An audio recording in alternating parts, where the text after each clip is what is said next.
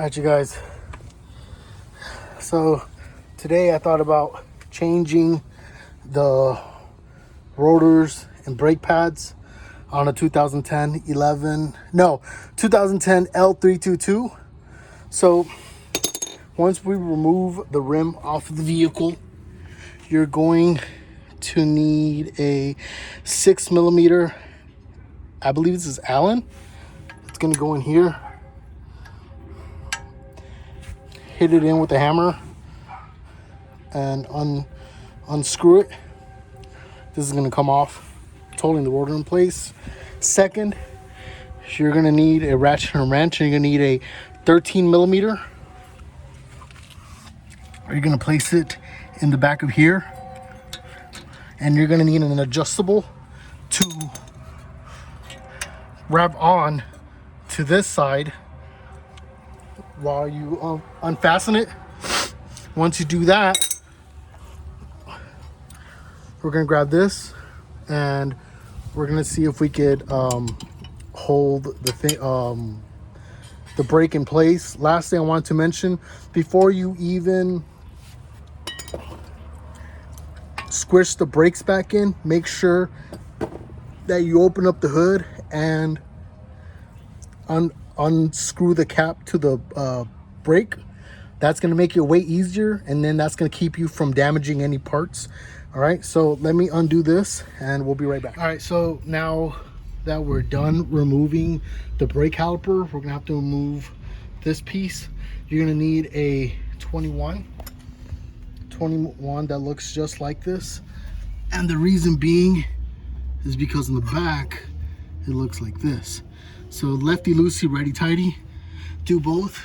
Once you remove this piece, you're able to remove this this Allen to take off the rotor. All right, you guys, I'll be right back. Also, make sure you don't just dangle your brake caliper. All right, so now that you're done beating it with a rubber mallet on both sides, hitting it this way and then hitting in reverse and then hitting it all around, what we're gonna do is clean up the area. So when we reinstall the rotor, it's going to have a flat mating surface, as well as it's going to be easier if we ever have to go back and do this job or whatnot. Sorry, I'm out of breath. Woo. All right, so I'm going to start by cleaning this off and installing the rotor. We're going to do in reverse order. All right, you guys, so now that we're done cleaning it off and we put anti-seize on here, and we also cleaned this off and put anti-seize, we're going to put the rotor back on and we're going to install it with that little hole right there. All right, be right back. Now that we're here, we're going to put brake cleaner on here to wipe this off, wipe off the back surface if you haven't already. I already did. And then once we're doing that, we put anti-seize here as well, so when we put on the rim, and yeah, we're just reinstalling everything in reverse order. All right, you guys, be right back. I am back. So I had to go do some research. These rear bolts are going to be tied into 65 Newton meters or 48 foot-pounds plus 90 degrees. So we have one right here and then the other one in the back. All right, now we're going to do the brakes on the left side. The only difference here is that we actually do have a connection that goes to the brake, so your brake warning sensor, we're gonna have to remove that, but we'll get to that when we get to that. I believe it goes in there. I don't know, I'm gonna have to check and follow the line on where it goes, but for the meantime we are good. And remember to use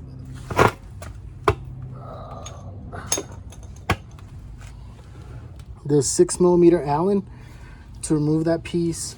And also I am going to be reusing this, so I'm going to put anti-seize on it, so it's going to be easy for me to take it off. But yeah, so let's start off by removing these back screws. All right, you guys, so this one was a little bit harder on removing the back caliper bolts. The way I did it was I put the socket in with the ratchet, a long ratchet, and then I got where's the hammer at?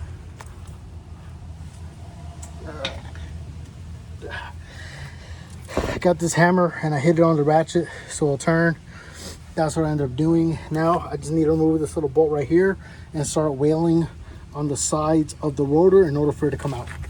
And lastly, we are gonna have to replace this. So when I get to it, I'll show you how everything goes back. All right, you guys, be right back. All right, now that the rotor's off, we're gonna put anti-seize over here and a little bit on these studs. So let's put the anti-seize on and we're gonna move from there. All right, so now that we removed the old rotor, put the new rotor in, put the new bolts in with the anti-seize, we're gonna anti-seize this up. Lastly, I am gonna follow the line of the brake wear sensor, and I'm gonna let you guys know how that goes. All right, be right back. All right, so I unclipped this. This is where the brake wear sensor is. We're gonna undo it and put the new one on, and make sure you run it the same way it went through. All right, be right back. All right, so I installed it, put it right back in. The reason I didn't put that end inside of here is because it kind of scrunches up the connectors. I didn't want to damage them, so I just let them be. Lastly, the new connector doesn't connect into this line, but it connects into here, so it is what it is.